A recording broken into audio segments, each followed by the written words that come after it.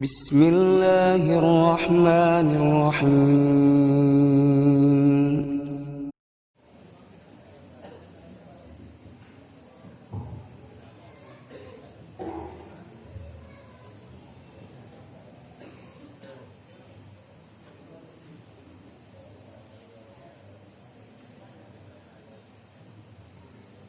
Assalamualaikum warahmatullahi wabarakatuh.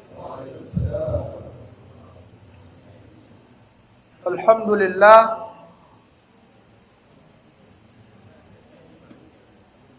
wassalatu wassalam ala Rasulillah wa ala alihi wa ashabihi wa man tabi'ahu bi ihsanin ila yaumiddin. Bapak, Ibu-ibu, rahimani wa rahimakumullah, semoga Allah merahmati kita semua. Pada malam yang berbahagia ini, kita akan melanjutkan pembahasan daripada kitab Matan Abi Syuja' atau Matan Al-Ghayatu wa Taqrib atau Matan Ghayatul Ikhtisar, sampai pada pembahasan Kitabus Shalah. Pada pertemuan sebelumnya kita sudah membahas muqaddimah Kitabus Shalah. Pada kesempatan yang berbahagia ini kita mulai membaca bait-bait ataupun matan daripada kitab tersebut. Pembahasan pertama, pembahasannya adalah terkait dengan waktu salat. Pembahasan waktu salat ini penting, bahkan didahulukan daripada pembahasan tentang rukun-rukun salat. Karena pembahasan terkait ruku', sujud, membaca Al-Fatihah itu rukun salat. Tetapi kalau pembahasan waktu salat itu lebih didahulukan karena ini merupakan syarat sahnya salat. Jadi bukan sekedar solat kita itu pas ruku', sujud, bacaan dan seterusnya, tapi kalau waktunya tak tepat maka solat tersebut tidak sah. Karena ibadah solat, ibadah yang masyrutun bil awqat, yang disyaratkan dengan waktu. Inna salata kanan 'alal mu'minina kitaban mawquta.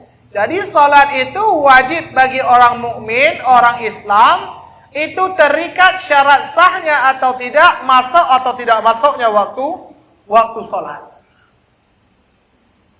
Baik, kita bacakan. As-salatu al-mafrudatu khamsun. Salat yang difardukan atau salat wajib itu ada 5. Ini sudah berulang kali saya jelaskan perbedaan kata fardu dan kata wajib. Menurut mayoritas ulama, kecuali mazhab Hanafi, fardu adalah wajib, wajib adalah fardu. Adh-dhuhru, yang pertama zuhur. Wa awal waqtiha, awal waktu masuk waktu salat zuhur itu zawalus syamsi, ketika mulai matahari tergelincir. Baik, sebelum kita membahas lebih dalam tentang waktu-waktu salat secara spesifik, kita bacakan beberapa hadis yang memuat merangkum tentang waktu salat. Nanti akan kita jelaskan lebih detail satu persatu. Yang pertama, hadis yang diriwayatkan oleh Imam At-Tirmidzi rahimahullah dari sahabat Jabir bin Abdullah radhiyallahu anhu, yang dikatakan oleh Imam At-Tirmidzi setelah meriwayatkan hadis ini, qala Muhammad yakni Ibnu Ismail Al-Bukhari, berkata Imam Muhammad bin Ismail Al-Bukhari, asahu syai'in fil mawaqit hadis Jabir. Hadis yang paling sahih tentang waktu salat itu adalah hadis Jabir yang akan kita bacakan ini, yang diriwayatkan oleh Imam At-Tirmidzi. Dan hadis ini disahihkan oleh Imam Al-Albani rahimahullah dalam Ilwa Al-Ghalil. Baik, kita bacakan. An Jabir bin Abdullah radhiyallahu anhu anna Nabiyya sallallahu alaihi wasallam ja'ahu Jibrilun alaihi salam faqala lahu qum fasalli. Pada satu hari Nabi kita Muhammad didatangi oleh malaikat Jibril, kemudian Jibril berkata, berdiri dan salatlah. Jadi Jibril menjadi imam, Nabi Muhammad menjadi makmum. Fa shalla adh-dhuhra hina zalat asy-syams. Salat zuhur mereka kerjakan ketika matahari tergelincir. Nanti kita bahas makna tergelincir. Summa ja'ahu al-'asr faqala kum fasalli. Fasalla al-'asr hina sara dhillu kulli syai'in mithlah. Kemudian salat asar ketika bayangan itu sama dengan aslinya. Kemudian datang waktu maghrib, summa ja'ahu al-maghrib faqala kum fasalli fasalla al-maghrib hina wajabat asy-syamsu. Kemudian Jibril datang lagi waktu maghrib, ajak Nabi salat, kemudian salat ketika matahari mulai terbenam. Summa ja'ahu al-'isya faqala kum fasalli fasalla al-'isya hina ghaba asy-syafaq. Kemudian datang waktu isya, salat lagi, dikerjakan ketika hilang syafaq, yang disebut dengan asy-syafaq al-ahmar, yang warna kemerah-merahan di ufuk ketika menjelang terbenamnya matahari. Hilang itu masa waktu isya, salat. Salah lagi matahari. Summa ja'al al-fajr faqala kum fasalli fasalla al-fajr hina bariq al-fajr. Ai sata'a al-fajr. Kemudian datang lagi waktu subuh, kemudian salat subuh ketika matahari sudah mulai terbit fajar. Bukan terbit matahari, sudah mulai terbit fajar. Maksudnya fajar shadiq. Karena ada dua fajar. Nabi katakan al-fajru fajran, ada dua fajar, ada yang kazib, ada yang shadiq. Nanti kita bahas waktu salat subuh. Summa ja'ahu, ini hari pertama. Summa ja'ahu minal ghad, datang hari yang kedua, esok harinya datang kembali. Lidzuhri faqala kum fasalli fasalla dhuhri nasara dhillu kulli syai'in mithlah. Kemudian datang hari kedua, hari selanjutnya, salat zuhur di akhir waktu salat zuhur ketika bayangan itu sama seperti persisnya. Ini waktu asar kemarin. Tetapi pendapat yang sahih dalam mazhab itu tak menyatu. Jadi antara waktu zuhur dan asar ada penggalan waktu sedikit, jadi enggak waktu. Jadi kalau dilihat secara tekstual di sini, hari pertama itu salat asar ketika bayangan sama. Ini hari kedua salat zuhurnya ketika bayangan sama. Siapa?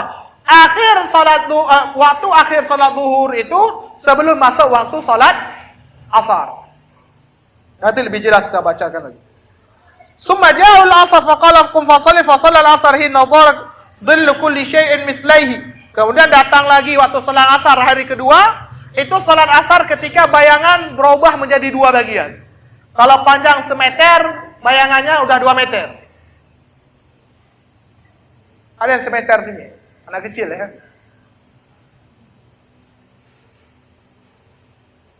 Summa ja'al maghrib waqtan wahidan lam yazal anhu. Kemudian datang waktu maghrib, waktunya sama. Sama kayak sebelumnya.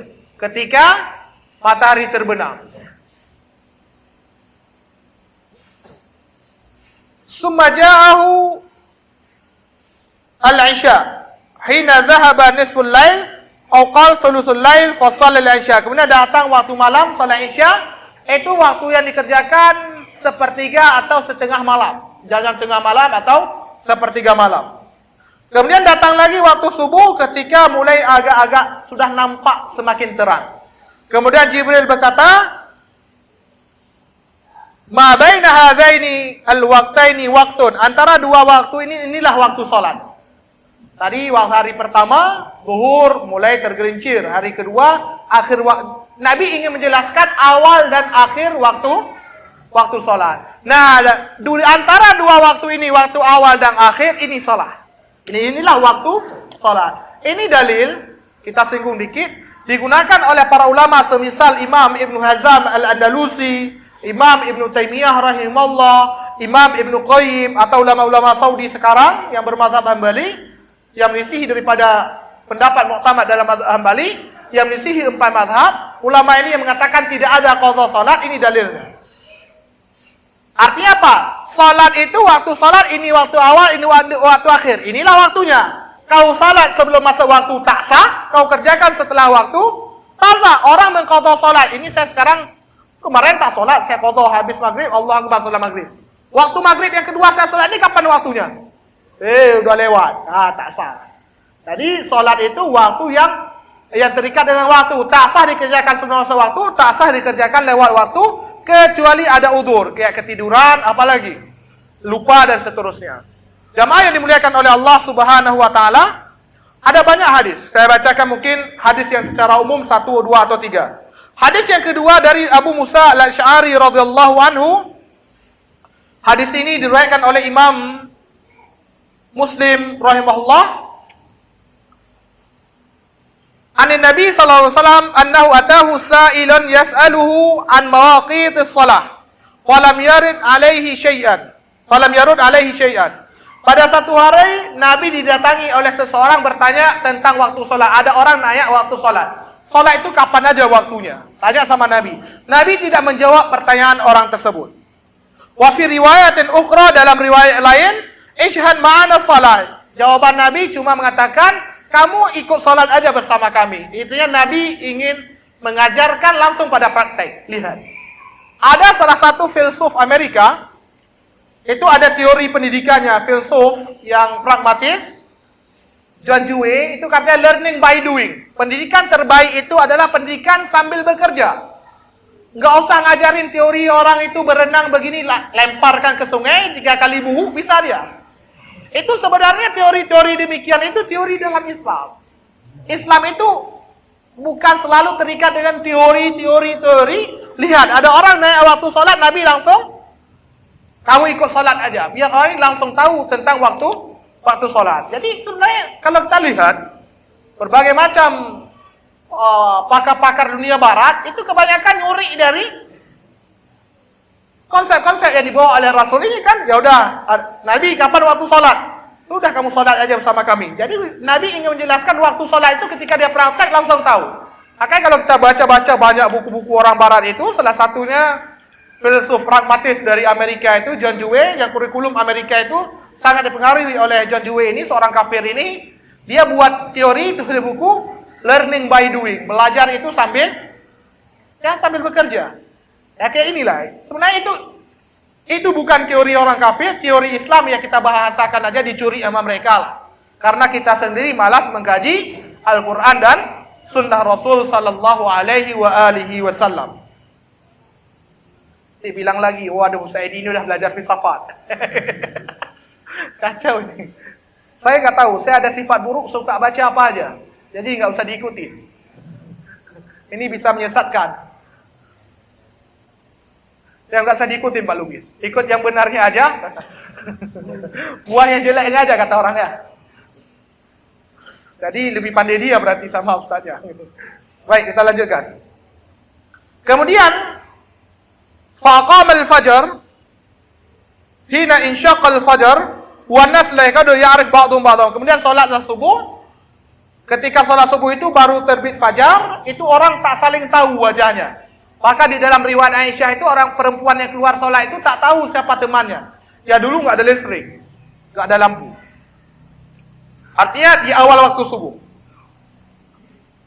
Kemudian summa amara faqama bidh-dhuhri hina zala asyam. Salat zuhur ketika Nabi ajak dia salat zuhur ketika tergelincir kayak hadis yang pertama tadi. Wal qa'il yaqul qad intasafa an-nahar. Kata salah periwayat ini itu pas tengah-tengah hari, artinya tergelincir sedikit. Wa huwa kana a'lam minhum. Ini orang yang paling paham. Summa amara faqama bil asar wa syamsu martafi'ah summa amara faqama bil maghrib hina waqa'at asyam. Kemudian salat asar ketika itu matahari masih panas. Dalam sebagian riwayat murtafi'atun hayyatun, masih tinggi, masih panas. Artinya di awal waktu, kalau dalam versi hadis Jabir tadi, ketika bayangan sama dengan aslinya. Kemudian salat maghrib ketika terbenam matahari, summa amara faqama al-isya, kemudian salat isya hina ghaba syafa, ketika syafaq warna merah itu mulai terbenam. Kemudian qad ihmarra asy-syamsu. Summa al-akhir maghrib hatta kana 'inda sukuti. Summa akhara al-fajr min al-ghad, hari yang selanjutnya diakhirkan salat subuhnya. Hatta insarafa min hatta insarafa minha wal qa'id yaqul qad tala'at asy-syams aw kadat. Hari kedua salat subuhnya diajak sama Nabi, orang yang bertanya tadi, itu udah mulai agak terang, bahkan hampir terbit matahari, tapi belum terbit. Karena kalau udah terbit matahari itu waktu tahrim tak boleh salat yang ditanyakan pada pertemuan sebelumnya. Summa akhara adh-dhuhur hatta kana qariban min waqtil 'ashr bil am. Ini. Kemudian diakhirkan salat zuhur. Kalau hari sebelumnya salat zuhur itu pas zawal, bergeser. Kalau kita hadap sana, itu bayangan kita ke sana, kepala kita itu langsung bergeser sedikit, itu udah masuk waktu zuhur. Tapi hari selanjutnya itu diakhirkan hingga mau masuk waktu salat asar. Artinya apa? Hadis yang kita baca sebelumnya, hadis Jabir bin Abdullah dalam riwayat Tirmidzi, itu menggambarkan hari kedua Nabi salat zuhur, Jibril salat zuhur dengan Nabi, itu ketika bayangan sama, berarti kan waktu asar. Ini dijelaskan, qariban min waqtil asar bil amsi, udah dekat dengan waktu asar. Artinya apa? Dijelaskan oleh para ulama, itu antara zuhur dan asar ada waktu pemisah. Artinya tidak satu waktu. Ini akhir waktu zuhur, ini awal waktu isya, enggak, tapi begini, ada waktu pemisah.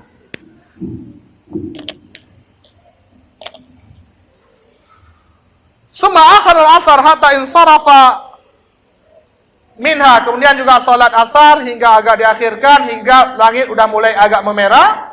Summa akhir al-maghrib hatta kana 'inda suquti syafaq, kemudian salat maghrib ketika mau habis syafaq merah, mau masuk waktu isya. Lihat, ini adalah penjelasan. Dalam hadis sebelumnya waktu maghrib itu cuma satu waktu. Hadis Jabir.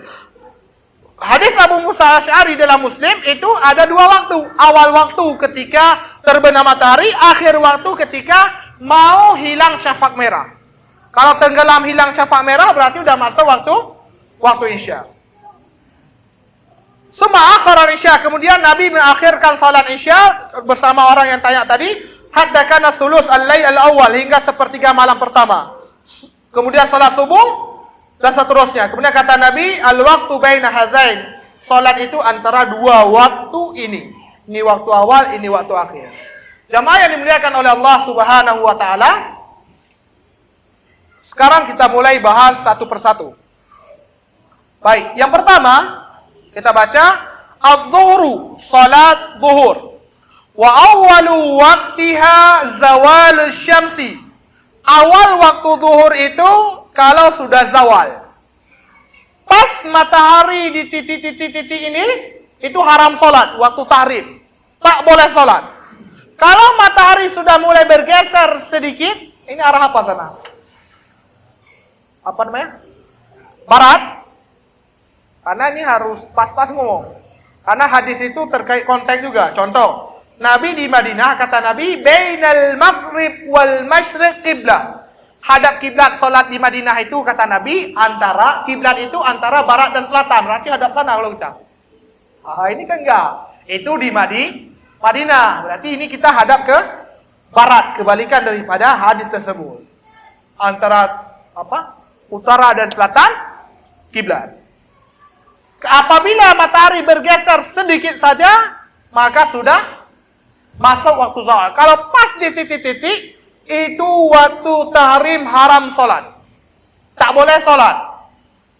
Kecuali mazhab Zahiriyah. Mazhab Zahiriyah tak masalah solat. Seperti Imam Abu Dawud Al-Zahiri, Imam Ibnu Hazm, gak masalah solat. Walaupun solat mutlak, apapun solat boleh di waktu tahrim. Alasan mereka apa? Hadis itu mansukh, dihapus dengan hadis salat tahiyatul masjid, dengan hadis wudhu dan seterusnya. Namun mayoritas empat mazhab mengatakan tetap tidak boleh salat, berlaku hadis tersebut, namun maksud tidak boleh hukumnya makruh. Mayoritas ulama tiga mazhab, Hanafi, Maliki dan Hambali, itu makruh semua salat sunat. Namun dalam mazhab Imam Syafi'i, makruh salat sunat mutlak, adapun salat sunat dzatul asbab, salat yang ada sebab maka tidak dimakruhkan. Apa salat yang ada sebab?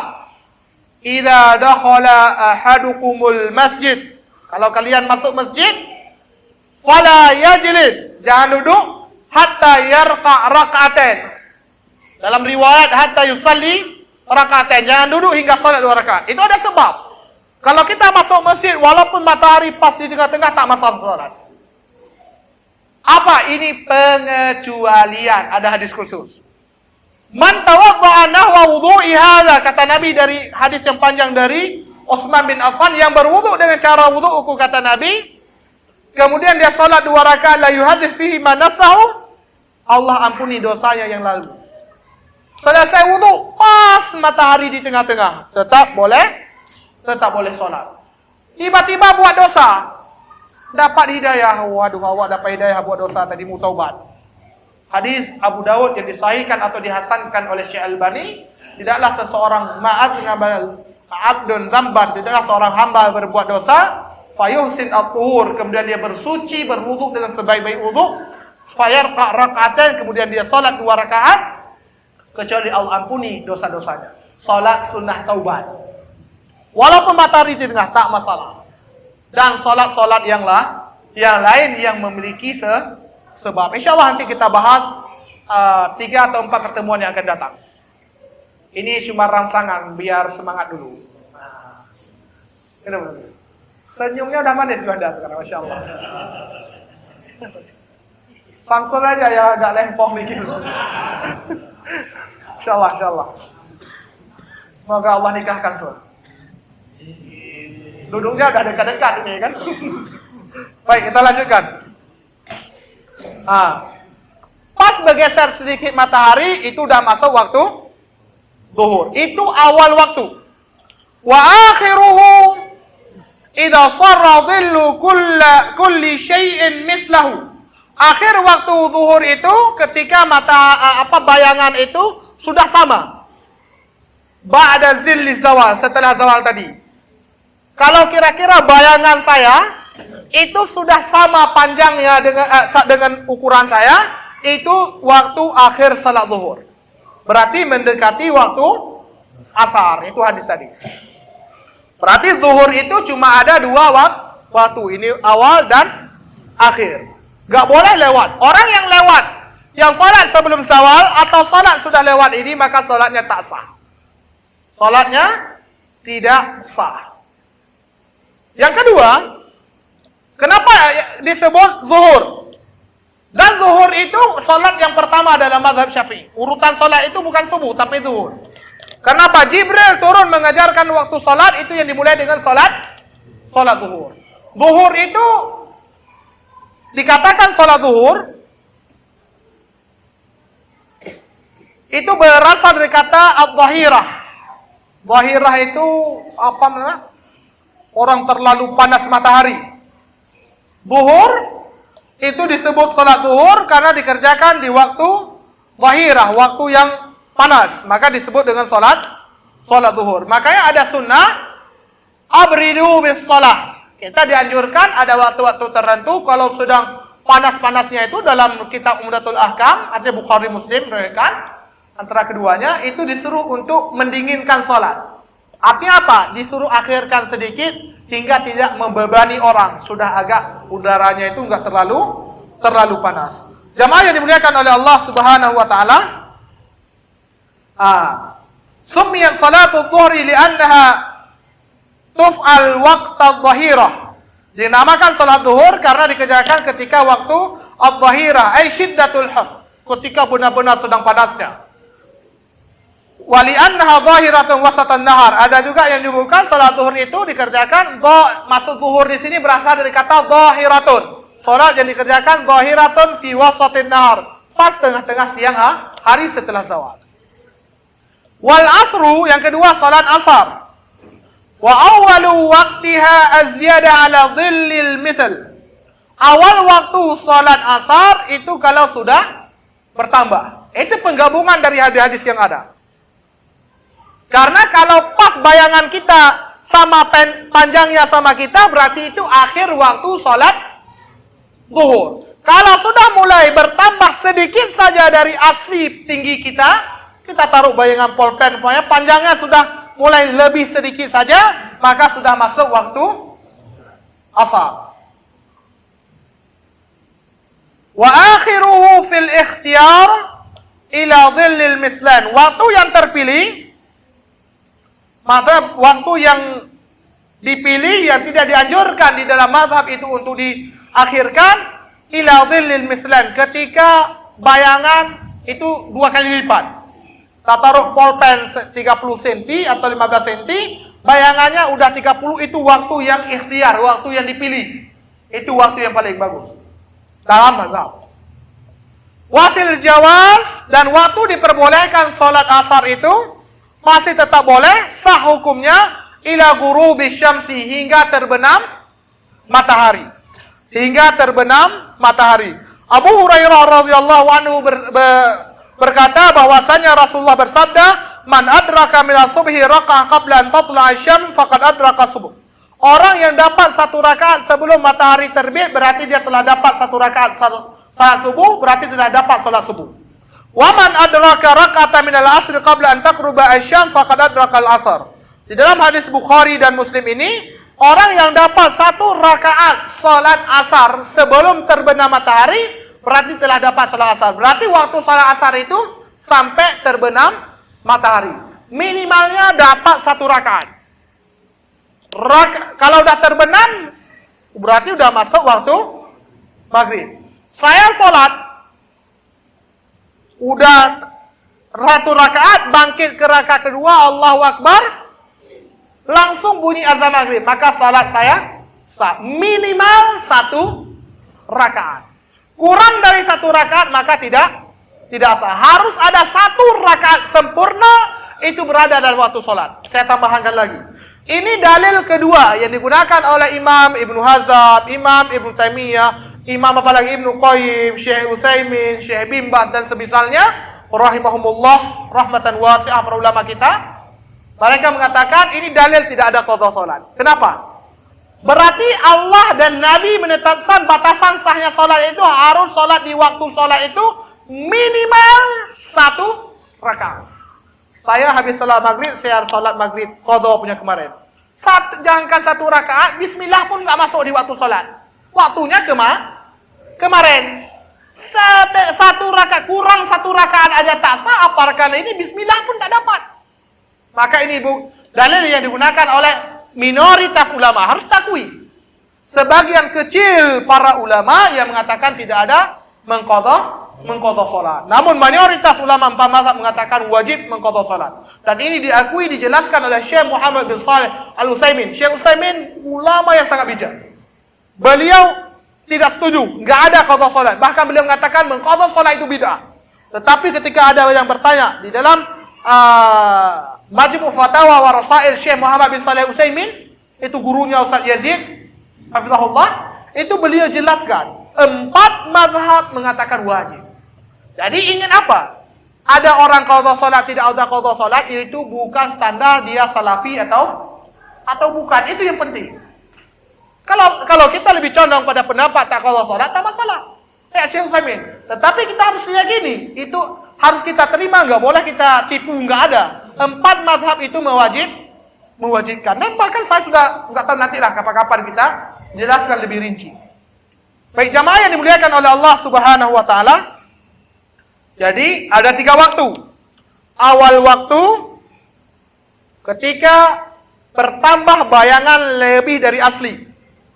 Akhir waktu diperbolehkan minimal 1 rakaat kita dapat sebelum terbenam matahari. Namun waktu terpilih untuk salat asar dalam mazhab ketika bayangan itu 2 kali lipat. Yang ketiga, wal maghrib, waktu maghrib. Ya maghrib ya maghrib.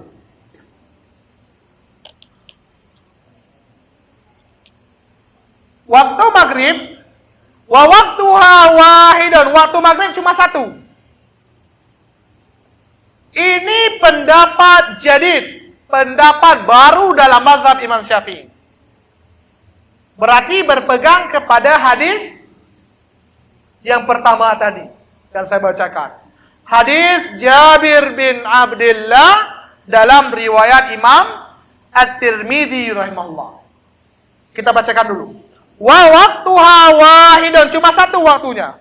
Wa huwa ghurubus syamsi, ketika matahari terbenam, itulah waktu salat maghrib dalam pendapat baru dalam mazhab. Jadi pendapat Imam Syafi'i itu pernah tinggal di Irak. Itu beliau berpendapat Ketika pindah ke Mesir, beliau bangun lagi usul fiqh baru, namanya Ar-Risalah yang kita baca hari ini. Itu fikihnya berbeda dengan ketika di Irak. Yang di Irak namanya mazhab al-qadim, pendapat lama. Yang di Mesir itu disebut dengan mazhab jadid, pendapat yang baru. Imam Abu Syuja' Asy-Syafi'i berpakai dengan yang baru, maka cuma satu. Sumbernya hadis Jabir bin Abdullah radhiyallahu anhu. Waktunya cuma satu, sekedar untuk selama matahari terbenam. Wa bi miqdari ma yu'adzin wa yatawadda wa yastur al-aura wa yuqimu shalah wa yusalli 5 rakaat. Jadi waktunya terbenam itu kira-kira berapa menit, Pak Ustaz? Kadarnya dalam mazhab selama kadar untuk azan. Umpamanya azan 5 menit. Setelah azan orang berwudu 2 menit, sudah 7 menit. Ini perumpamaan menit. Cukup waktu untuk azan, untuk wudu, bersuci kalau dia mandi wajib atau mandi wajib umpamanya, kemudian menutup aurat yang bisa dia gunakan untuk salat, kemudian dia dirikan salat 5 rakaat. Apa 5 rakaat? 3 rakaat salat maghrib, 2 rakaat ba'diyah maghrib. Karena salat qabliyah dan ba'diyah, salat ba'diyah itu ba'diyah zuhur, ba'diyah maghrib, ba'diyah isya, rumus waktunya mulai salam, assalamualaikum, assalamualaikum, sampai habis waktu salat. Berarti waktunya cuma terbenam matahari. Habis waktu itu kalau udah terbenam matahari total, udah habis waktu masalah maghrib. Ini pendapat jadi. Tetapi pendapat yang menjadi pegangan dalam mazhab tidak. Waktu maghrib mulai terbenam matahari, ini memanjang hingga hilangnya syafaq merah. Hilang syafaq merah, masuk waktu salat isya. Kita bacakan nanti hadisnya. Dan pendapat yang lama ini yang dipilih oleh para pentahqiq mazhab seperti Imam An-Nawawi rahimahullah dalam Al-Majmu'. Kita bacakan. Wa daliluhu, dan dalilnya kata penulis pensyarah kitab hadis ini, hadis Jibril alaihi salam alladzi rawahu Abu Dawud wa Tirmidzi an Ibnu Abbas. Hadis Jibril yang diriwayatkan oleh Tirmidzi dari Abdullah bin Abbas. Anna Jibril alaihi salam shalla bin Nabi maghrib fil yawm hina aftara shaim ay fi waqtin wahid. Jadi Nabi salat itu hadis tadi Ibnu Abbas atau Jabir tadi, kedua-duanya dari Tirmidzi, Nabi salat dua hari berturut-turut cuma satu waktu. Tetapi ada hadis lain. Hadis lain tersebut hadis riwayat Imam Muslim, hadis yang kedua tadi. Nabi salat di 2 waktu, 2 hari. Ada orang bertanya, Nabi gimana waktu salat? Udah kamu salat bersama saya. Kan tadi kata Nabi. Hari pertama terbenam matahari, hari kedua ketika menjelang hilangnya syafaq merah. Berarti waktunya tidak cuma pendek, hanya sekedar ketika terbenam matahari. Itu hadis riwayat Imam Muslim dari sahabat yang mulia. Pak, apa ini? Udah hilang. Dari sahabat yang mulia Abu Musa Al-Asy'ari radhiyallahu anhu. Jamaah yang diriwayatkan oleh Allah Subhanahu wa taala.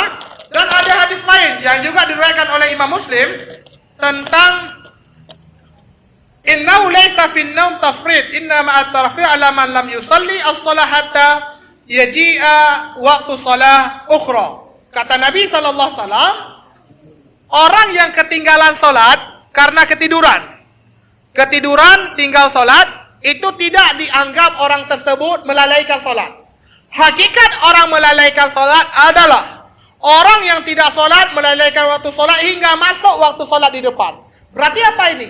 Orang melalaikan waktu maghrib itu kalau dia melalaikan tak salat hingga azan isya. Artinya apa? Waktu maghrib mulai terbenam matahari hingga azan isya, lebih panjang. Dan ini juga kita dapatkan riwayat, nanti ketika kita bacakan riwayat ke depan tentang salat-salat sunnah, itu sebelum maghrib dianjurkan salat sunnah. Berarti bukan 5 rakaat. Dalam hadis Abdullah bin Umar menjaga 10 rakaat salat sunnah dari Nabi.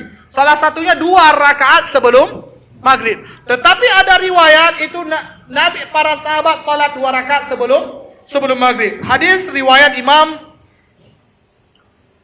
Bukhari dan Muslim rahimahullah, dikatakan oleh Anas bin Malik, kunna bil Madinah fa idza adzana al muadzin li salatil maghrib ibtadaru al-sawari fayarqa'una rak'atan hatta inna ar-rajula al-ghariba la yadkhul al-masjid fayazu anna as-salah qad suliyat min kasrati man yusallihima.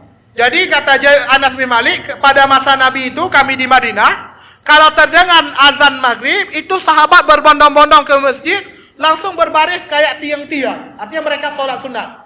Mereka sholat 2 rakaat secara ringkas. Hingga kalau ada orang gharib, artinya bukan penduduk Madinah, orang Mekah datang ke Madinah, dilihat dipikirnya sholat sudah disolat, udah sholat maghrib. Saking banyaknya orang yang sholat sunnah qabliyah maghrib. Dan di dalam, ini hadis Bukhari Muslim, dalam hadis Bukhari lain, Nabi mengatakan, sallu qabla salatil maghrib, sallu qabla salatil maghrib, liman sya'a. Kata Nabi, salatlah sebelum salat maghrib, salatlah sebelum salat maghrib. Pada ucapan ketiga kata Nabi, liman sya'a, siapa yang mau. Hanya salat sebelum salat maghrib qabliyah itu ghairu muakkadah, tidak muakkadah, bukan sunat yang sangat dianjurkan. Salat sunat yang sangat dianjurkan itu 10 rakaat. 2 rakaat sebelum zuhur, 2 rakaat setelah zuhur, 2 rakaat setelah maghrib, 2 rakaat setelah isya dalam hadis Ibnu Umar fi baiti di rumahnya. Kemudian 2 rakaat sebelum subuh. Tapi kalau mau sholat banyak sholat sunnah. 4 rakaat boleh ditambah 2 rakaat, 4 rakaat sebelum zuhur, 4 rakaat sebelum asar. 4 rakaat hadis Abu Daud, rahimallah imra'an shalla qabla al-asr 4 rakaat sebelum asar. Dijelaskan lagi oleh hadis Nabi salat 4 rakaat 2 kali salam. Kemudian 2 rakaat sebelum maghrib, kemudian 2 rakaat setelah maghrib, kemudian 2 rakaat sebelum isya. Bainal azan wal iqamah salatun. Kata Nabi, antara azan dan iqamah ada salat, antara azan dan iqamah ada salat. Yang ketiga, liman sya'a, siapa yang mau. Kemudian 2 rakaat setelah isya dan 2 rakaat sebelum subuh. Totalnya 18 ya. Lebih kurang 18. Tambah sendiri aja nanti. Berapa tadi? Ya 18 lah, 18 atau 17. Jadi berarti enggak. Kenapa ulama-ulama pentakhih mazhab mengatakan bukan 1 waktu? Karena kalau 1 waktu ukuran kadarnya itu sekedar orang azan, orang ganti pakaian, orang berwudu, orang sholat 5 rakaat, 3 maghrib, 2 ba'diyah, enggak boleh segitu pendek. Ternyata sahabat sendiri sholat ringan 2 rakaat sebelum maghrib. Kesimpulannya, waktu sholat maghrib itu mulai terbenam matahari hingga azan isya. Tanda azan isya kita masuk. Mulai terbenam matahari hingga hilangnya syafaq merah. Selama masih ada syafaq merah itu masih boleh kita kerjakan sholat. Jamaah yang dimuliakan oleh Allah Subhanahu wa taala, kita lanjutkan.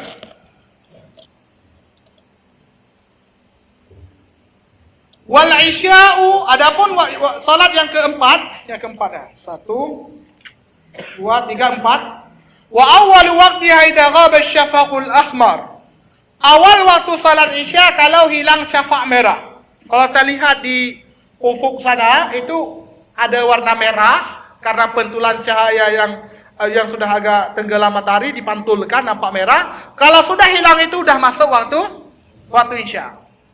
Tadi kan wa akhiruhu fil ikhtiyar ila sulusil lail. Akhir waktu salat isya itu yang dipilih, waktu terbaik tengah malam, sepertiga malam terakhir. Tadi kalau kita lihat 2 hadis yang saya bacakan, hadis Jabir bin Abdullah dalam riwayat Tirmidzi, hadis riwayat Imam Muslim dari sahabat Abu Musa al-Asy'ari, itu 2 hari Nabi salat atau 2 hari Jibril salat isya itu waktu pertama hilang syafaq merah, waktu kedua, waktu terakhir ketika sepertiga malam atau setengah malam terakhir. Ternyata tidak demikian dalam mazhab. Apakah bertolak dengan hadis? Kita belum baca hadis. Itu tengah malam dipahami waktu yang paling bagus untuk sholat isya. Pada satu hari sahabat nunggu sholat. Saking lamanya Nabi keluar, sahabat ketiduran dalam masjid. Dalam riwayat Imam Bukhari oleh Anas bin Malik radhiyallahu anhu. Hingga Nabi keluar udah menjelang tengah malam.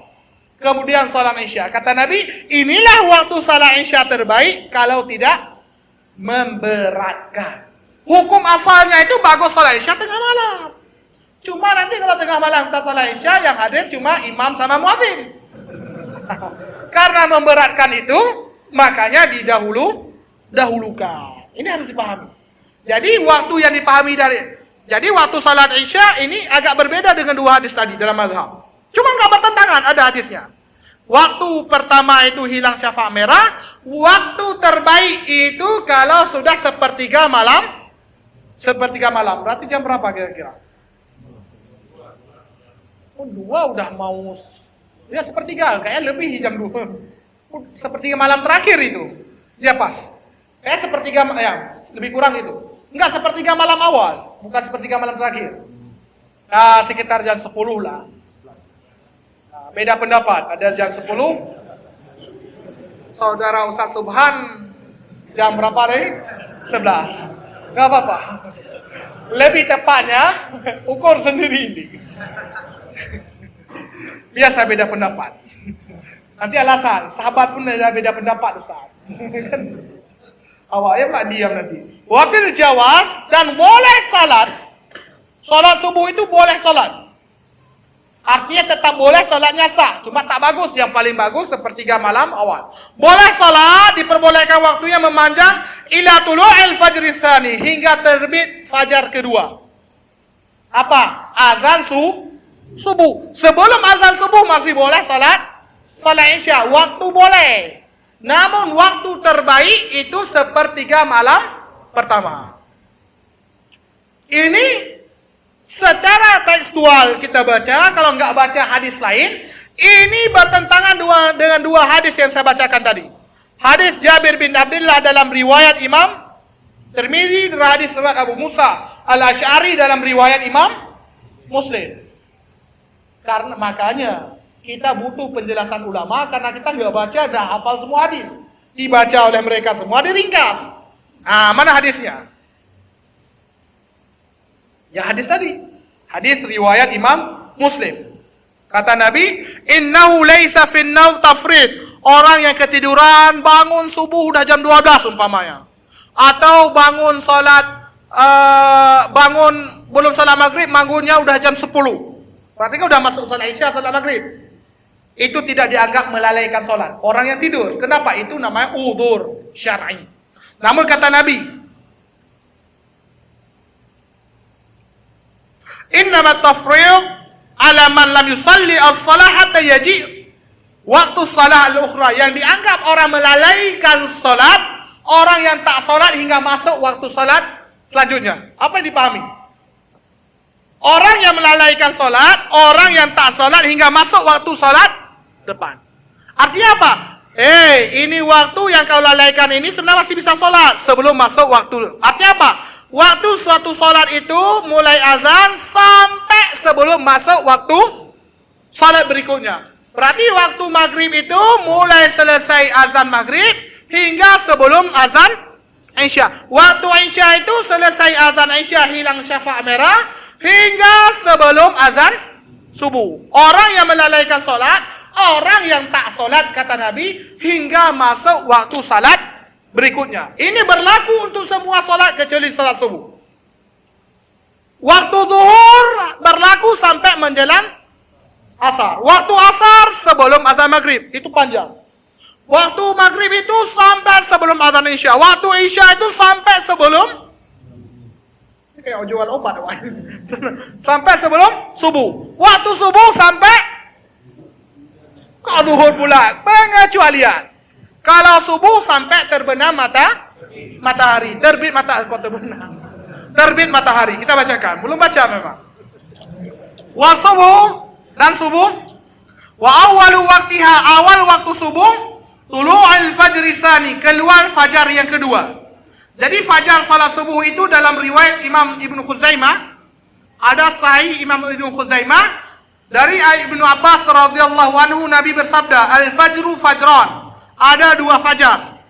Fajrun, fajar pertama haram salat, halal makan. Ini namanya fajar kadzib. Muncul fajar, dia kayak ekor panjang. Di langit sana muncul fajar. Semakin lama semakin menghilang. Ini fajar penipu, kadzib. Pikir orang udah mulai pagi nampak fajar. Ternyata bohong, gelap lagi. Maka disebut fajar kadzib. Ini tak boleh solat. Haram solat, nggak boleh solat belum masuk waktu subuh. Masih boleh solat isya situ. Tapi halal makan. Maksudnya orang puasa masih boleh makan, tak batal puasanya. Fajar yang kedua, kata Nabi, haram makan, halal solat. Udah boleh solat subuh, udah masuk waktu, haram makan. Artinya, sudah tak boleh lagi makan, kalau makan sudah batal puasa. Ini namanya fajar shadiq, fajar yang jujur. Terbit fajar, memanjang dia. Semakin lama, semakin terang. Awak lihat fajar, oh enggak bohong dia. Ternyata makin lama makin terang. Maka disebut fajar shadiq. Fajar kedua ini masuk waktunya subuh. Nah, waktu subuh itu, awal waktu subuh keluar fajar tadi. Ini hadis yang kita bacakan, dua hadis tadi. Terbit fajar. Wa akhiruhu fil ikhtiyar ilal isfar. Waktu yang dipilih dalam mazhab itu hingga sudah agak mulai agak lebih isfar, itu semakin agak terang dikit. Wafil jawas, namun ini waktu yang dipilih. Adapun waktu jawas diperbolehkan, masih sah solat ila tulu'i syamsi, sebelum terbit matahari. Itu hadisnya. Hadis yang terakhir ini. Man adraka raka'atan, barang siapa yang sempat solat satu rakaat, dalam hadis riwayat Imam Bukhari dan Muslim. Man adraka raka'atan minas subuh, yang dapat satu rakaat sebelum subuh, faqad adraka qabla an tatlu'a syams, sebelum terbit matahari, faqad adraka as-subuh. Berarti dia sudah mendapatkan solat subuh. Berarti batasannya terbit matahari. Namun ada hadis di dalam riwayat Imam At-Tirmidzi rahimahullah, asfiru bil fajri fa innahu a'zam lil ajri. Asfiru itu hingga agak terus menguning fajar, itu waktu pertengahan. Salatlah di waktu isfar, sudah jelas-jelas udah agak pertengahan dari. Ini kan awal terbit fajar, waktu awal mulanya. Terbenam matahari, terbit matahari waktu akhir subuh, sebelum terbit matahari. Ini yang tengah-tengah, sudah mulai agak kuning. Asbiru bil fajri, salatlah ketika isfar, yang sekitar inilah. Kalau di sini sekitar ini. Fa innahu a'zam lil ajri, itu lebih besar pahalanya. Maka dalam mazhab, waktu awal terbit fajar kedua. Waktu paling akhir boleh masih sah salat, namun tidak dianjurkan sebelum terbit matahari. Waktu yang paling bagus al-isfar. Sudah mulai agak terang. Asfiru bil fajr, salatlah di waktu isfar, fa innahu a'zam lil ajr, itu lebih besar pahalanya. Jamaah yang dimuliakan oleh Allah Subhanahu wa taala, kita cukupkan pembahasan tentang waktu salat. Mungkin nanti habis salat Isya, kalau enggak kita diskusi, kita masuk pada pembahasan syarat wajib salat. Antara dua, apa kita diskusi, apa kita bahas tentang syarat wajib salat. Tapi bagusnya nggak usah banyak-banyak. Sudah ditangkap nanti. Banyak dapat, banyak lupa. Biar kita waktu salat aja lagi. Insyaallah nanti habis salat Isya mungkin perlu kita diskusi, ada yang kurang jelas atau ada yang salah saya sampaikan. Hadanallahu wa iyyakum ajma'in. Wassalamualaikum warahmatullahi wabarakatuh.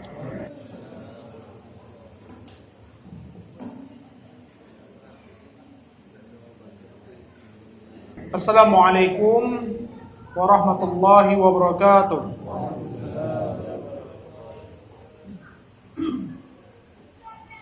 Alhamdulillah, wassalatu wassalam ala Rasulillah wa ala alihi wa ashabihi wa man tabi'ahu bi ihsanin ila yaumiddin. Baik, jamaah yang dimuliakan oleh Allah Subhanahu wa taala, insyaallah saya tidak akan melanjutkan membaca kitab pegangan kita, modul kuliah kita, biar lebih keren dikit ya. Insyaallah pembahasan tentang syarat-syarat wajib salat, lanjutan daripada bacaan itu akan kita lanjutkan pada pertemuan yang akan datang, insyaallah. Namun pada kesempatan yang berbahagia ini kita akan menyebutkan beberapa poin penting, membacakan beberapa hadis Nabi sallallahu alaihi wasallam terkait dengan waktu salat. Terkait dengan waktu salat atau salat itu sendiri. Ini saya ambil hadis-hadisnya dari kitab Al-Wajiz karya Dr. Abdul Azim Badawi, salah seorang anak murid daripada Syekh Muhammad Nasiruddin Al-Albani rahimahullah. Yang pertama, sering kita mendengar kata salat wusta. Sering kita mendengar salat wusta. Apa itu salat wusta? Umpamanya di dalam Al-Quran surat Al-Baqarah 238, hafidhu ala salawat wa salatil wusta wa qumu lillahi qanitin. Allah katakan, jagalah salat-salat, maksudnya salat 5 waktu dan salat wusta. Artinya salat wusta di sini memiliki keutamaan tersendiri. Jagalah salat-salat dan salat wusta. Di dalam riwayat Imam Muslim rahimahullah, ketika perang Ahzab, Nabi sempat enggak salat, terlambat salat asar. Kemudian kata Nabi, syaghaluna an salatil wusta salatil asar. Kami orang-orang kafir membuat kami lalai, misalnya sibuk berperang tadi, hingga terlalaikan, terlambat untuk salat wusta, yaitu salat asar. Jadi hafidhu ala salawat, jagalah salat-salat, maksudnya salat 5 waktu dan salat asar. Ini di dalam ilmu bahasa Arab disebut dengan al-itnab, ilmu balaghah. Penyebutan sesuatu yang khusus setelah sesuatu yang umum. Ini menunjukkan ada keutamaan dan pentingnya sesuatu yang disebutkan secara khusus tadi. Sering, kadang disebutkan yang khusus baru umum. Yauma yaqumur ruh wal malaikatu saffa. Tatkala ruh, malaikat Jibril berdiri dan para malaikat berdiri secara saf-saf. Kenapa Allah sebutkan ruh Jibril? Padahal nanti para malaikat, bukankah Jibril bagian daripada malaikat? Ini untuk menunjukkan keutamaan malaikat Jibril di antara malaikat-malaikat yang lain. Begitu juga salat asar. Makanya kita dapatkan riwayat-riwayat tentang ancaman orang yang meninggalkan salat asar. Bahkan Nabi SAW menyebutkan di dalam hadis yang diriwayatkan oleh Imam Bukhari dan Imam Muslim, alladzi tafutuhu salatul asri ka'annama wutira ahluhu wa maluhu. Orang yang tertinggal salat asar itu bagaikan orang yang kehilangan harta dan keluarganya. Bahkan secara tegas Nabi menyebutkan di dalam hadis yang diriwayatkan oleh Imam Al-Bukhari, man taraka salatal asri faqad habita amaluh. Orang yang meninggalkan salat asar maka terhapuslah amalan-amalannya. Lihat, makanya Allah sebutkan hafidhu ala salawat wa salatil wusta. Jagalah salat 5 waktu, salat yang Allah wajibkan, dan salat asar. Salat asar disebut secara khusus, ini butuh perhatian kita khusus. Bahkan ada hadis khusus, orang yang lalai daripada salat asar itu bagaikan orang yang kehilangan harta dan keluarganya. Kayak orang ditinggal mati oleh bapak dan ibunya. Yang kedua yang juga penting kita ketahui terkait ini, salat zuhur tadi sudah saya sebutkan awal waktu dan akhir waktu. Disunnahkan itu salat zuhur di awal waktu. Pas masa waktu langsung salat. Salat zuhur disunnahkan salat langsung ketika masa waktu. Kana Nabi sallallahu alaihi wasallam yusalli adh-dhuhra idza dahazat asy-syamsu. Nabi itu salat zuhur ketika memang sedang pas masa waktu tersebut. Jadi ketika zalat, pas ketika matahari itu tergelincir langsung salat. Itu yang dilakukan oleh Nabi sallallahu alaihi wasallam dalam riwayat Imam Muslim. Jadi sunnahnya kalau salat zuhur langsung bersegera salat. Kecuali disunahkan dalam kondisi panas, itu disunahkan diakhirkan. Apa? Nabi dari Jabir bin Abdullah dari Abu Hurairah radhiyallahu anhu bahwasanya Rasulullah bersabda, "Idza ishtadda al-haru fa abridu bis shalah fa inna syiddatal harri min qayhi jahannam.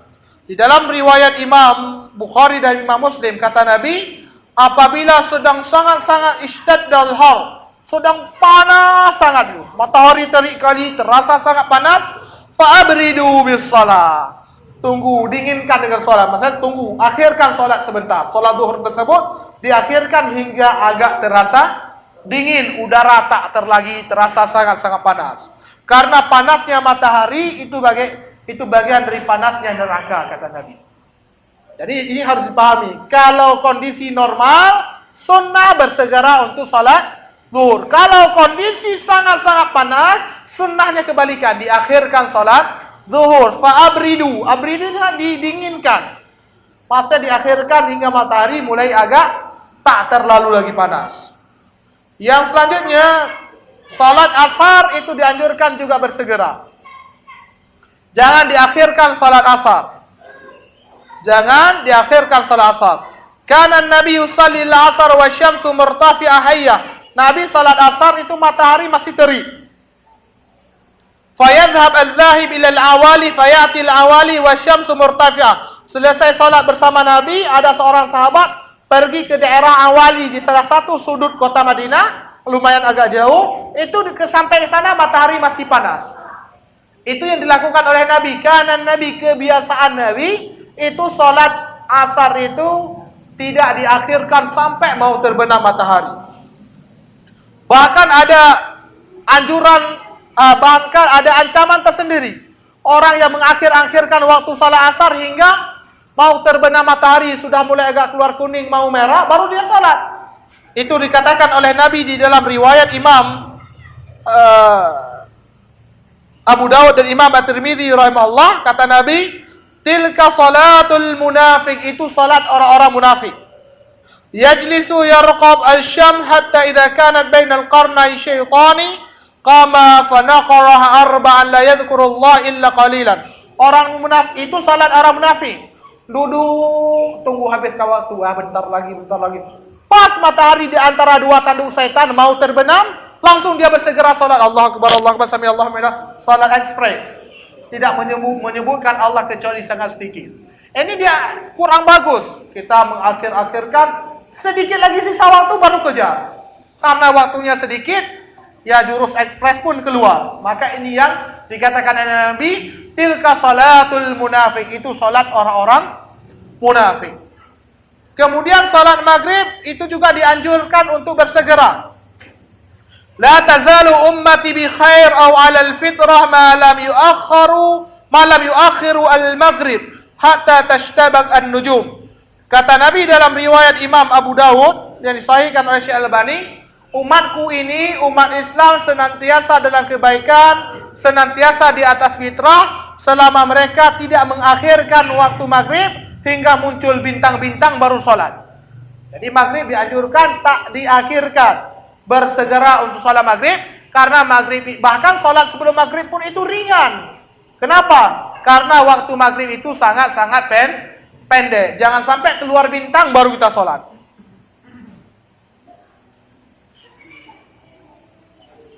Anna Nabiya sallallahu alaihi wasallam kana yusalli al-maghrib idza gharabat asy-syamsu wa tawatarat bil hijab. Nabi itu asal terbenam matahari, langsung beliau salat ketika sudah ada hijab, sudah mulai agak nampak gelap. Hadis riwayat Imam Bukhari dan Imam Muslim. Jadi maghrib dianjurkan untuk segera, jangan diakhirkan. Kemudian istihbabu ta'khiril isya ma lam takun masyaqqah, yang saya katakan tadi. Dianjurkan mengakhirkan salat isya selama salat isya tersebut kita akhirkan tidak membuat berat bagi masyarakat sekitar yang salat. Itu hadis riwayat Al-Imam Muslim dan juga Imam Bukhari dan seterusnya. Jadi kalau yang disebutkan di sini riwayat Imam Muslim dari Aisyah, dzata lailah a'tama an-nabiy sallallahu alaihi wasallam dzata lailah hatta dhahaba 'amatul lail wa tanama ahlul masjid thumma kharaja fa shalla faqala innahu lawaqtuha laula an ashqa ala ummati. Nabi ketiduran hingga sudah agak mulai malam. Sudah mulai waktu malam terus datang.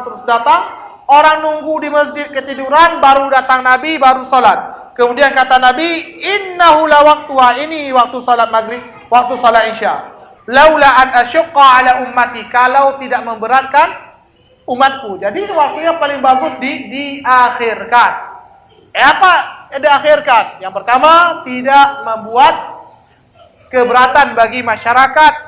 Umpamanya ini kampung, orang kampung ini semua enggak berat, setuju salat.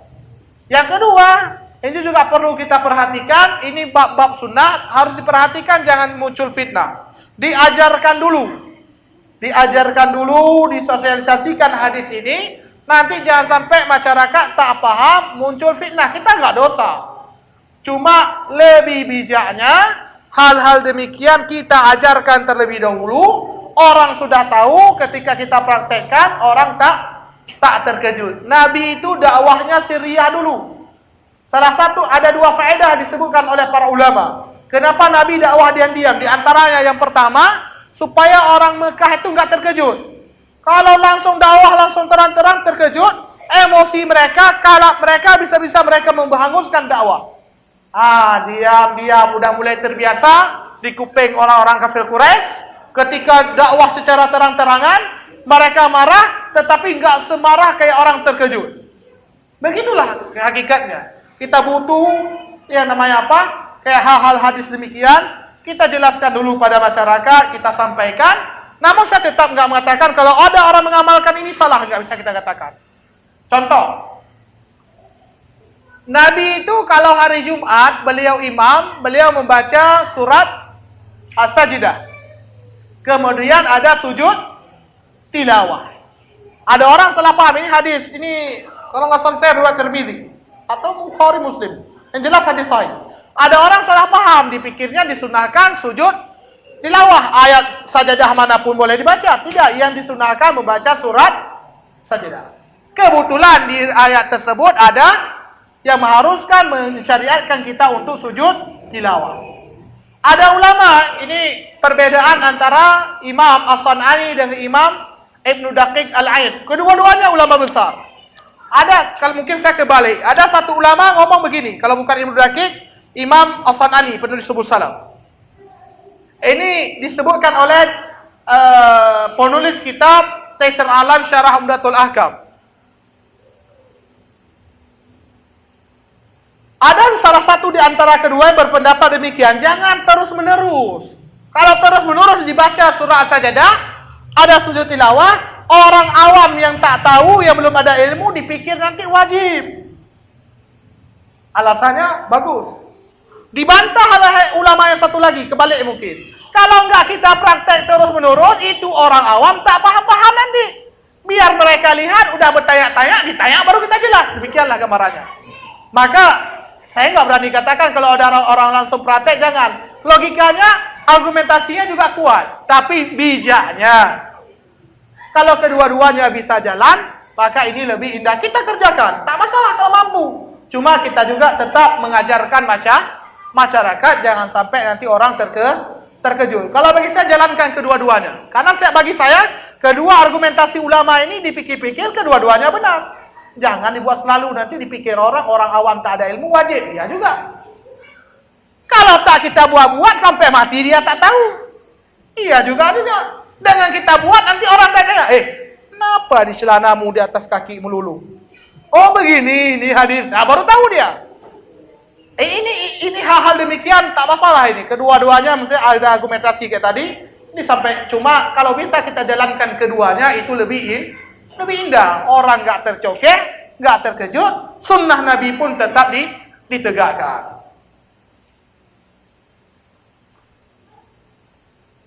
Jadi sholat isya itu diakhirkan kalau tidak memberatkan. Karahatun naum qablaha wal hadis ba'daha li ghairi maslahah. Tidak dianjurkan, dimakruhkan bicara-bicara, nongkrong-nongkrong habis sholat isya atau tidur sebelum sholat isya kecuali ada maslahat. Dari Abu Hurairah radhiyallahu anhu, anna Rasulullah sallallahu kana, bahwasanya Rasulullah itu membenci an-naum qabla al-isya, tidur sebelum isya, wal hadits ba'daha, dan berbicara, nongkrong-nongkrong, ngobrol-ngobrol setelah salat isya. Hadis riwayat Imam Bukhari dan Imam Muslim, kecuali ada maslahat. Kalau ada maslahat, tak masalah kita ngobrol maupun sampai mau subuh, selama kita bisa menjamin, bisa siap-siap solat subuh itu tidak akan ketinggalan. Karena ada suatu riwayat dari sahabat. Ada riwayat dari sahabat sallallahu alaihi wasallam radhiyallahu anhu, di dalam riwayat Imam Al-Hakim yang disahihkan oleh Imam Al-Hakim dalam kitabnya Al-Mustadrak, dari Imran bin Husain radhiyallahu anhu berkata, kana Nabi yuhadditsuna amata lailihi an Bani Israil. Nabi bercerita kepada sahabat sepanjang malam tentang kisah Bani Israel. Ini lihat, satu hadis Bukhari Muslim dari Abu Hurairah, Nabi tak suka tidur sebelum Isya. Kenapa? Takut kebablasan Isya. Nabi tak suka ngomong-ngomong, bicara-bicara setelah salat Isya. Ditakutkan apa? Bolong salat subuh, kelewatan subuh. Namun Nabi sendiri dalam riwayat Al-Hakim dalam kitab Mustadrak yang disahihkan oleh Imam Al-Hakim sendiri, itu kata Imam Al-Hakim, kata Imran bin Husain, kana Nabi yuhadditsuna amata lailihi. Nabi sepanjang malam bercerita kepada kami kisah Bani Israel. Maksudnya apa? Digabungkan kedua hadis ini oleh para ulama. Kalau tak ada faedah, jangan. Ini asik ngobrol, ini ganti presiden atau tidak. Apa faedahnya? Subuh lewat. Udah nanti, coblos nggak coblos itu urusan nanti. Ini bicara debat, habis waktu, itu yang tak faedah. Umpamanya ini sekarang kita lanjut sampai subuh, itu tak apa-apa. Cuma saya pula yang nggak siap. Tadi baru dihubungi, harus cepat pulang, karena Ustaz Rizky juga udah diingatkan nanti kalau jadi gerhana, imam. Harus standby pula kita ini. Gak bisa terlalu lama, insyaAllah itu aja mungkin sebagai mukaddimah pada kajian kita pada malam yang berbagi. Baik, sambil menunggu pertanyaan lain, kalau bisa saya jawab. Assalamualaikum warahmatullahi wabarakatuh. Waalaikumsalam warahmatullahi wabarakatuh. Ufwan Ustaz mau bertanya, bagaimana jika sholat Qabliyah subuh dikerjakan ketika di masjid sudah iqamah, apakah masih sah? Tetapi ana bukan sholat di masjid, melainkan sholat di rumah. Ya kalau di rumah kita tak masalah, dan jangan di masjid. Karena kan sholat subuh itu, sholat Qabliyah itu, mulai, ini kayak umum, Qabliyah itu sebenarnya nanti ini kita bahas. Pertemuan keempat yang akan datang.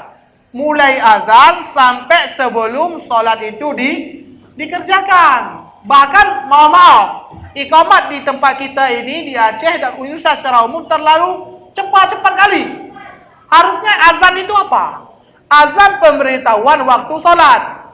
Orang ada di ladang, ada di toko, ini udah masuk waktu sholat, itu tujuan azan. Nah, orang yang di ladang, yang masih di bengkel, yang masih kerja kotor bajunya, harusnya waktu antara azan dan iqamat itu diberi waktu untuk mereka bisa mempersiapkan diri. Ini orang belum nyampe ke rumah dari ladang, assalamualaikum di masjid. Ini hilang tujuannya. Maka tak masalah. Tidak masalah. Kita sholat di rumah, ini terutama ibu-ibu. Ya, tapi nggak apa-apa juga kalau bapak ingin berubah jadi ibu-ibu. Karena ya memang kita dapatkan riwayat itu kalau laki sholatnya di masjid. Sholat yang sholat di rumah itu ya perempuan, kecuali ada uzur. Ya nggak apa-apa, mungkin pilihan pribadi dia, nggak bisa kita paksa.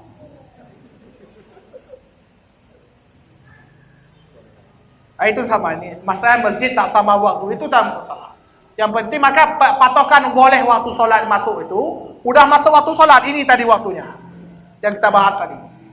Nah, asal udah masuk waktu tadi, masjid lambat sholat, udah boleh sholat. Ada orang kan nunggu azan, ada pula muadzinnya sakit perut dulu ke kamar mandi, terlambat azan. Apa nggak boleh kita sholat qabliyah? Boleh. Yang intinya boleh qabliyah itu kalau udah masuk waktu sholat, udah tergelincir waktu zuhur, udah boleh sholat qabliyah. Masalah masjid belum azan, itu urusan lain. Mungkin bisa jadi muadzinnya terlambat, atau muadzinnya ingin buang hajat, bisa aja terlambat. Itu hanya sebagai pemberitahuan, syiar Islam azan. Tetapi kalau azan terlambat, sholatnya secara hukum sudah sah. Karena masuk waktu sholat yang diajarkan oleh Allah dan Nabi diajarkan oleh Jibril kepada Nabi, diajarkan oleh Nabi kepada para sahabat. Umpamanya solat zuhur itu kalau sudah tergelincir matahari, masjid ini belum azan umpamanya, atau musola ini belum azan, tak masalah kita solat. Udah dianggap solat qabliyah. Baik, enggak ada yang lain ya? Alhamdulillah. Wa syukurillah. Insyaallah ada yang lain Pak? Ibu? Ada nih Pak? Gimana?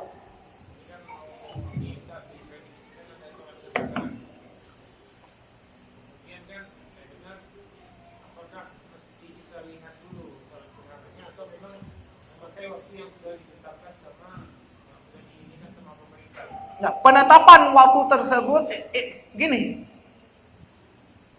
Dari pemerintah itu hanya sebagai pemberitahuan perkiraan. Yang menjadi patokan hadis itu kalau sudah nampak baru kita lakukan, itu lafaz hadis. Kalau saya lebih condong kepada zahir tekstual hadisnya itu kalau sudah nampak baru dikerjakan. Itu aja intinya. Hanya cuma pemberitahuan kayak pemerintah itu kan orang ilmuwan juga, bukan berarti kita tolak.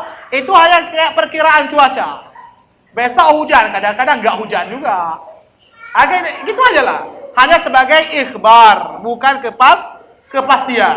Itu hanya sebagai perkiraan, kita ambil untuk ya kita supaya tahu, mana tahu nanti ada gerhana. Kalau nampak baru kita kerjakan, kalau tak nampak ternyata mendung, ya tidak kita kerjakan.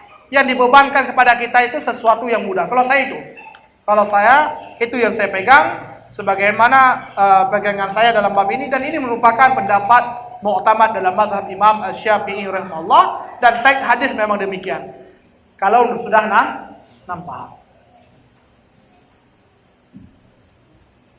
Ada yang lain? Pak ada ya? Gimana Pak?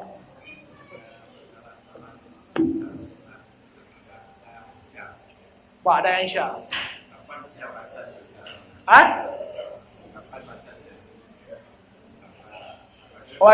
Saya kasih rumus saja. Ini dalam mazhab Syafi'i disebutkan oleh Profesor Dr. Muhammad Zuhaili dalam kitab Al-Mu'tamad fi Fiqh Syafi'i, disebutkan oleh Imam Ibnu Qudamah Al-Maqdisi dalam kitab Al-Muqni dari kalangan Hambali dan ulama-ulama lain. Salat ba'diyah mulai assalamualaikum itu udah boleh dikerjakan sampai habis waktu salat. Habis waktu salat apa? Karena memang subuh tak ada qabliyah, berarti enggak ada ba'diyah, berarti ada ba'diyah apa? Zuhur, asar, maghrib. Zuhur, asar enggak ada. Zuhur, maghrib, isya, ba'diyah. Maka boleh dikerjakan sampai habis waktu. Habis zuhur sampai azan isya. Habis waktu maghrib sebelum azan isya. Oh tadi kebalik ya. Zuhur sebelum azan asar, maghrib sebelum azan isya, isya sebelum subuh masih boleh dikerjakan. Itu waktu umumnya. Jadi tak masalah, misalnya kita nggak sholat sekarang, mau sholat di rumah, udah duduk warung kopi dulu, diajak Pak Lubis minum kopi dulu. Umpamanya contoh, karena beliau sering ajak saya. Tadi pun Kenio katanya. Cuma kadar Allah terlambat datang. Kita minum kopi dulu umpamanya. Kemudian pulang ke rumah tak masalah. Karena itu masih pada waktunya. Dan sebaik-baik salat sunat itu di rumah. Afdalu salatil mar'i fi baitihi illa al-maktubah. Riwayat Imam Muslim.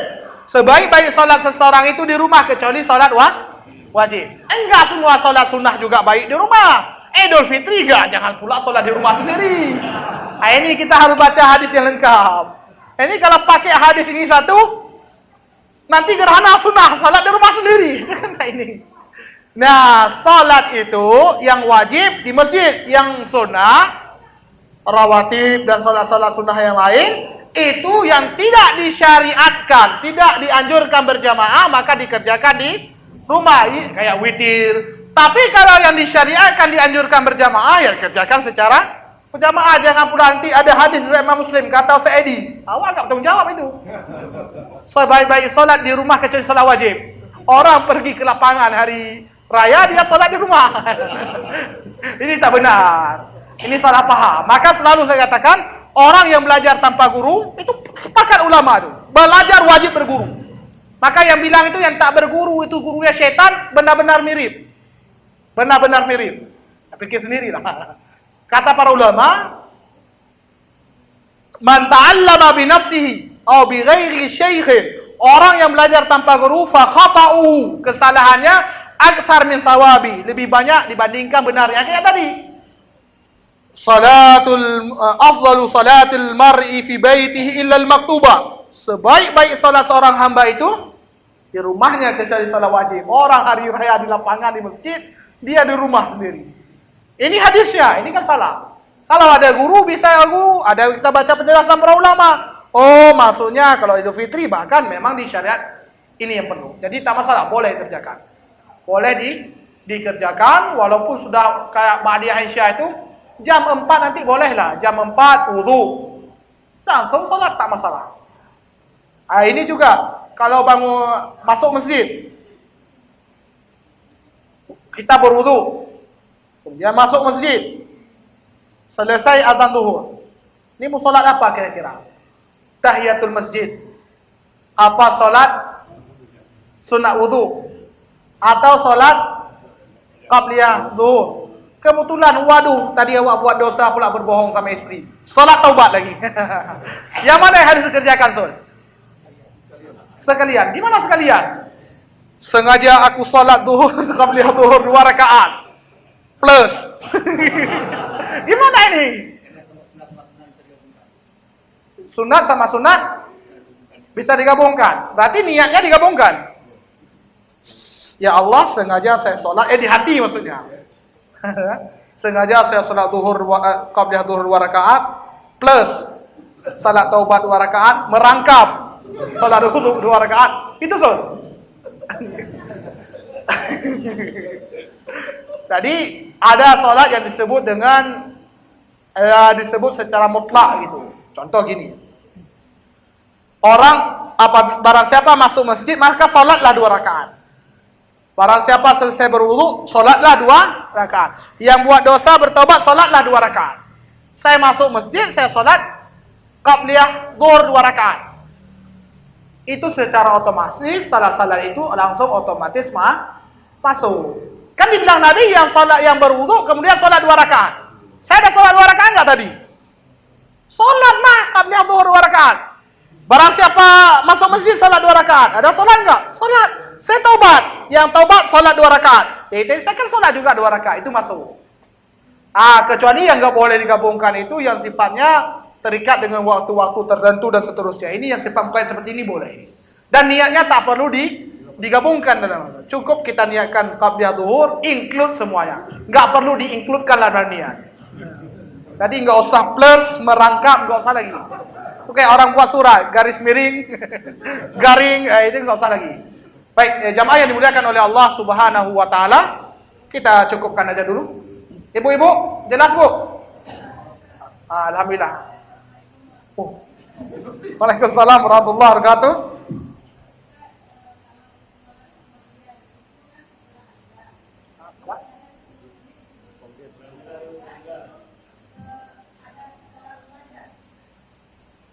Siapa yang dengar tadi? Saya kurang jelas Bu, pendengaran agak sakit dikit. Renang? Iya benar.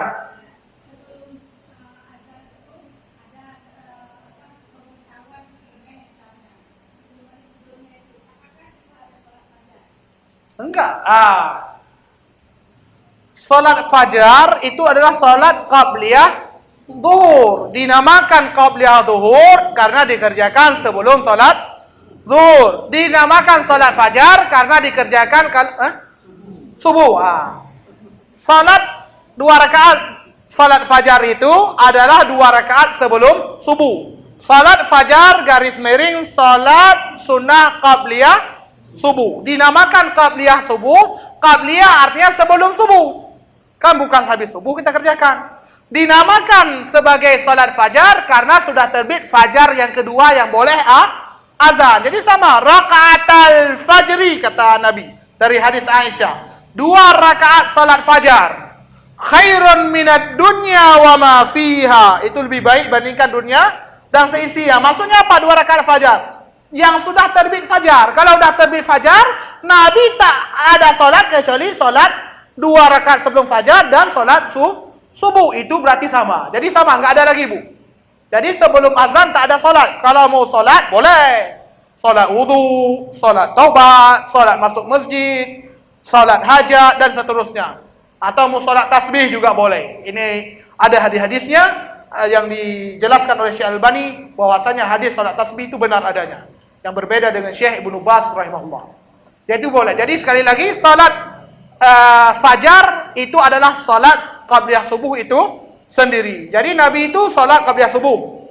Setelah salat qabliyah subuh itu beliau istirahat sejenak. Ala syiqqihil aiman, beliau tidur, ini kanannya ini jatuh ke bumi. Apa? Ya ginilah. Berbaring, cuma bahu sampai kaki kanan itu jatuh ke bumi ini, berbaring seperti ini. Itu dilakukan oleh Nabi hingga sudah mendekat waktu mau iqamat, baru beliau datang, kemudian diiqamatkan oleh sahabat yang menjadi tugasnya untuk iqamat. Itu sunnah. Itu sunnah. Cuma kalau saya nggak bisa. Kalau sebentar kelewatan. Nah, itu harus tahu masing-masing. Kira-kira karena ngambil sunnah ini tinggal yang wajib, itu jangan. Ini yang bisa mengamalkan, saya belum bisa. Kalau kira-kira habis sholat di rumah, qabliyah subuh, saya nggak bisa tidur lagi. Kalau tidur lagi, itu berpotensi bahaya dikit. Karena memang kebiasaan saya agak begadang di malam. Hampir 2 tahun di malam, itu tidurnya jam 6. Kesini masih ke bawah. Jadi di depan rumah itu kalau siang, anak-anak kecil main bola di depan rumah, nggak bisa baca. Tapi baca saya itu malam biasanya. Tadi udah jam 4 baru tidur sebentar, atau jam menjelang subuh, siap subuh, jam 7, jam 8 baru tidur sampai zuhur. Jadi kalau tidur udah sholat tadi, tidur tak bisa awak. Tidur di situ, bolong subuh nanti. Ini amsal apa? Yang memiliki enggak bisa ngatur waktu, jangan. Ini hanya sekedar sunnah. Sholat subuh itu hukumnya wajib. Orang cerdas itu tak meninggalkan wajib demi sunnah. Cuma usahakan kalau bisa kita berusaha, semoga Allah beri hidayah, kekuatan kita bisa mengamalkan sunnah Nabi. Apa pentingnya tidur sementara? Bukan masalah penting di akal kita, tetapi itu penting keimanan kita terhadap Rasul. Itu sunnah Nabi, selesai. Apa faedahnya usah? Itu sunnah Nabi, selesai. Nabi selesai sholat qabliyah subuh, beliau tidur saja. Sejenak. Mau tahu apa faedah, tak tahu apa faedah, kita kerjakan dapat pahala. Tidur dapat pahala, iya Nabi yang buat. Kalau saya buat, kalian ikuti, nggak dapat pahala. Ini yang buat Nabi, maka dapat pahala. Udahlah, nggak usah dipikir akal-akal lagi. Yang jelas Nabi buat, kita buat, selesai perkara. Hadanallahu wa iyyakum ajma'in. Wassalamualaikum warahmatullahi wabarakatuh.